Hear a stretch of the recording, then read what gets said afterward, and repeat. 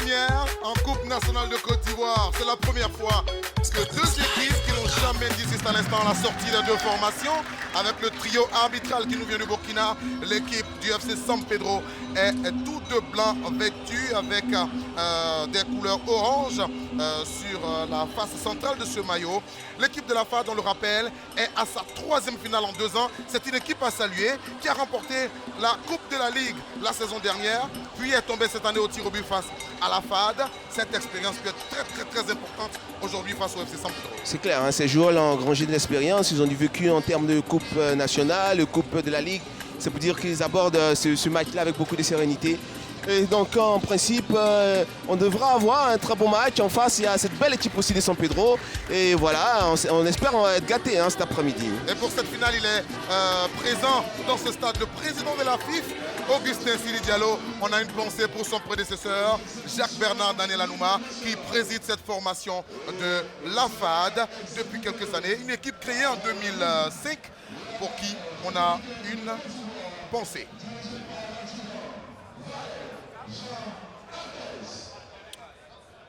Allez, les hymnes nationaux. L'hymne national de la République de Côte d'Ivoire va être exécuté. L'Abidjanaise.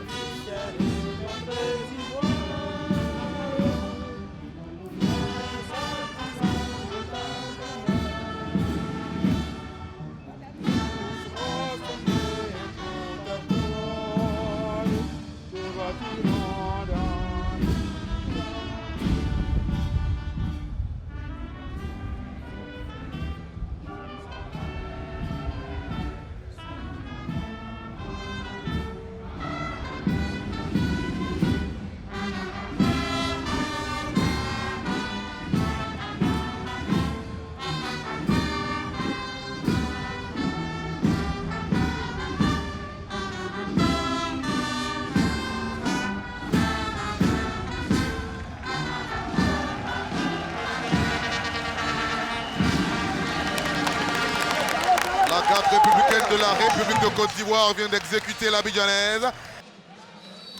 Et c'est parti pour la finale de la Coupe nationale édition 2019.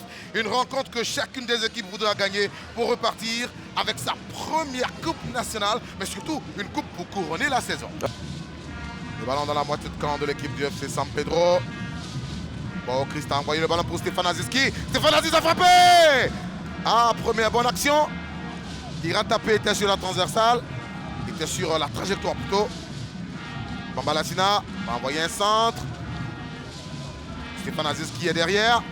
On va dévier en rentrée de touche pour cette formation de la FAD. Vous voyez, on voit cette action, c'est le contrôle là qui fait la différence. Là, avec ce contrôle-là, il prend déjà ses adversaires à défaut. Il a le pied sur le ballon. Kofi Melen a réussi par un contrôle orienté à se débarrasser de Kwao Christ. Kwao est toujours là. Kofi Melen pour Jenny Ruffin. Il va se perdre, mais attention, on a remisé. Il va frapper. Le ballon est contré. C'est pas cadré, mais c'est un corner. Le FC San Pedro montre beaucoup plus de meilleures dispositions que cette équipe de la FAD. Le Corée Kevin va lever.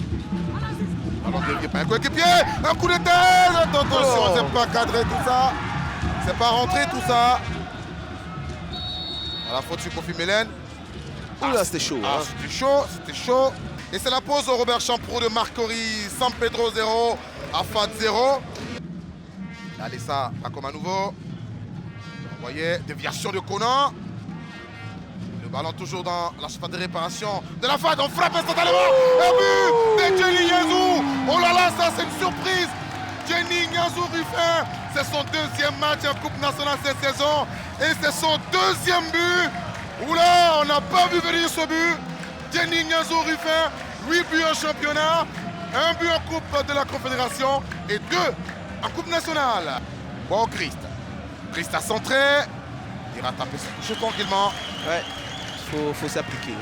Zouzou, lui, s'est levé. Ouais. Il a oublié sa blessure. Et ces joueurs-là vont entrer. Fin de cette rencontre avec la victoire du FC San Pedro sur le score de 1-0 devant la FAD.